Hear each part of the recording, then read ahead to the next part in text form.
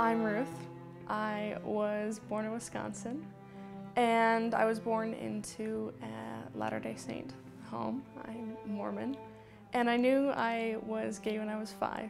I was in a children's soccer league, and I was absolutely infatuated with one of the girls on my team. I would pick her dandelions. I would get so angry when she didn't get to play in the same parts of the field, which led, to some team conflict. I always knew I should hide it. I knew it wasn't normal from a pretty young age, and I didn't really have a name for it until I was older, and I was at a kind of a girls' camp out, and they talked about someone who was. They talked about what that was, and in the context that it was dirty, that it was wrong, and I held that with me, and I think it led me to grow up with a lot of guilt, a lot of fear, and I lived a lot of my life trying to please other people and be just right for someone else, make everyone happy. But I knew who I was, and as much as I tried to change and date boys and be the perfect, little Mormon girl, and I knew who I was, and I didn't love myself, and that led to a lot of depression, eventually a suicide attempt when I was 15. And when I was 18, I chose to go to Brigham Young University, Idaho, and it was great. I was really excited, and I did attend. And I had a professor there, an amazing professor, and it was a woman, and she was very attractive, and I was afraid that I had a huge crush on her, and I wasn't sure if I, had a huge crush on her, or if I wanted to be her or be her best friend, or what I wanted to be to her. And it wasn't until a year later, after I was removed from BYU, Idaho for breaking the honor code, that I realized she was the first person in my life who made me want to be me. And that was profound for me, and made me realize that regardless of who I was, or my sexual orientation, or my relationship with God, I was still something really great, and that was beautiful to me. After I left BYU, Idaho, I worked in a national park for a while, but later left to move to Utah after I was asked to leave my place of employment.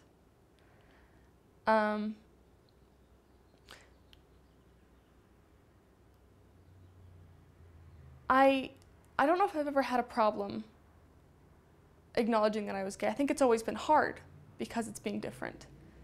But I think that what's been hardest for me is finding a place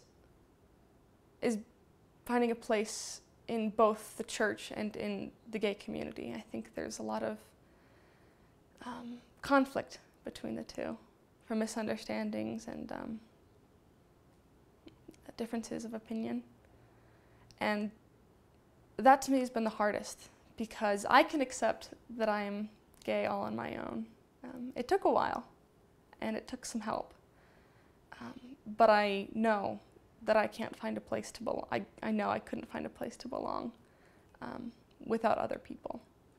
And not a place, that was different or separate, but an equal place. And I think that that's been hard. I'm currently in a relationship with a woman, and we've decided to be celibate. I don't know what is absolutely sure about relationships and about intimacy in this world or the next and how God feels about it. But I care a lot about someone, and I was raised to believe that perfect love is perfect sacrifice. And I think it's important that if I'm not 100% sure, if I'm not damaging someone, eternally, if I am intimate with them, that I honor them and respect them and keep them safe. And it's hard. It's very difficult because it's always being different. And I think, again, there's that antagonism of if I'm dating someone, a lot of my Mormon friends don't agree with it. And that's hard, but I know that it brings me joy and it brings other joy, and I don't believe that people who are in other relationships are bad or anything, just what I've decided on. And I understand that people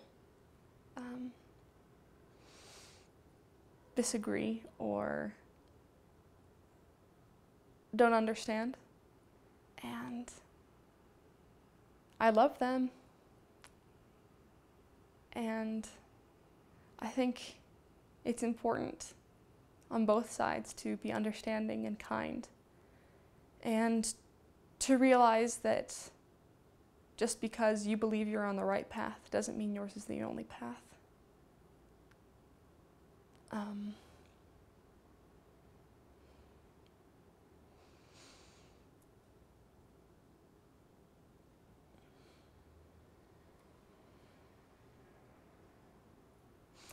My parents have been amazing about it. After I was told that I would no longer be able to attend BYU Idaho, I tearfully called my mother, and she drove nonstop from Wisconsin to Idaho and loved me so perfectly. I don't think it's been easy for them. I think that they've had a dream for me ever since before I was born, of things I would have, and they've had, a short time to reconsider and change their dreams for me, and that's obviously hard for any parent. And I've had a lot longer to deal with it than they have. And they're still not totally on board, and sometimes that can be difficult, but the idea that for the first time in a long time I can talk to them about anything, that I can disclose to them my real struggles and be honest, is one of the greatest blessings in my life, and has been worth so much, and it's increased the quality of my relationship with them, with God, and I'm a lot more at peace with myself.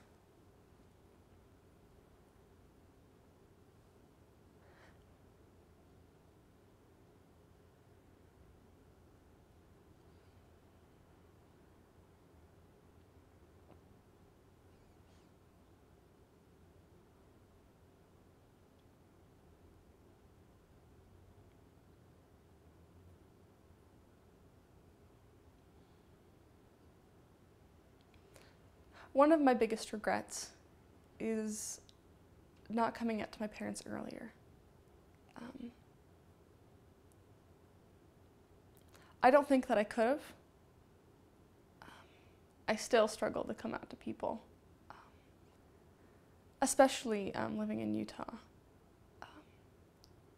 I guess living anywhere.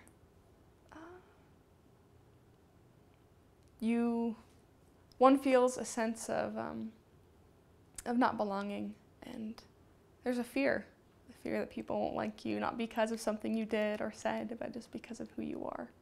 That's terrifying, that you could lose a job because of that you could lose friends because of that, and a home. that people could look at you and be disgusted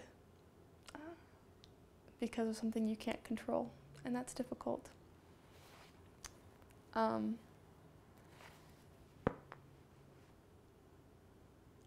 But I wish I had told my parents sooner. I wish. I know that it would have helped me when I was a teenager, when things were really hard for me. And I think the hardest part about growing up gay and Mormon, is the incredible amount of loneliness you feel. I think if anyone can make you feel loved or not alone, I think it's your parents and it's God. And I wasn't able to talk to him about it because of my fear, and I feared God because my sexuality is kind of a gray area, I guess, when it comes to my religion. And that's hard too, but I think the answer is always love. Love for others regardless of who they are or what they've done. And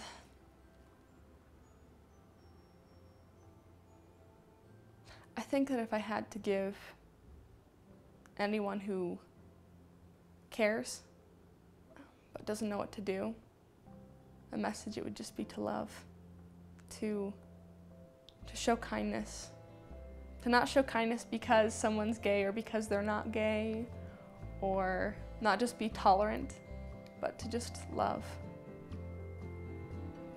because you're loved and so are they.